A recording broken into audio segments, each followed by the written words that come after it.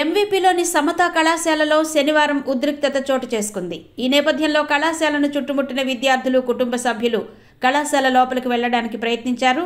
సకాలంలో పోలీసులు చేరుకుని వారిని నిలువరించడంతో శనివారం సాయంత్రమైన ఆందోళన కొనసాగుతోంది.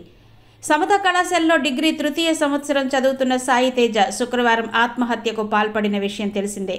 కళాశాల అధ్యాపకురాలి వేధింపుల కారణంగానే ఆత్మహత్య చేసుకున్నాడని విద్యార్థి, కుటుంబ సభ్యులు ఆరోపిస్తున్నారు. దీంతో శనివారం విద్యార్థి సంఘ నాయకులు, విద్యార్థి కుటుంబ సభ్యులు న్యాయం జరిగే వరకు కళాశాల ప్రాంగణం నుంచి కదిలేది లేదని తోటి విద్యార్థులతో నిరసన చేపట్టారు. పోలీసులు వారించే ప్రయత్నం చేస్తున్నా పట్టించుకోకుండా గేట్లు తోసుకుంటూ సాయి తేజ కుటుంబ సభ్యులు, విద్యార్థులు ముందుకెళ్లడంతో ఆందోళనకారులు, పోలీసులకు మధ్య తోపులాట జరిగింది. జిల్లా కలెక్టర్ వచ్చి సమాధానం చెప్పే వరకు కళాశాల వద్ద నుంచి కదిలేది లేదని కళాశాల బయట రహదారిపై బైఠాయించారు. అదే సమయంలో సమతా కళాశాల బిల్డింగ్పై సాయి తేజ సోదరుడు సిద్ధు, మరో 3 స్నేహితులు ఎక్కి న్యాయం జరగకపోతే బిల్డింగ్ పై నుండి దూకేస్తామని కేకలు వేశారు. వారిని క్రిందకు దించేందుకు పోలీసులు నానా అవస్థలు పడుతున్నారు.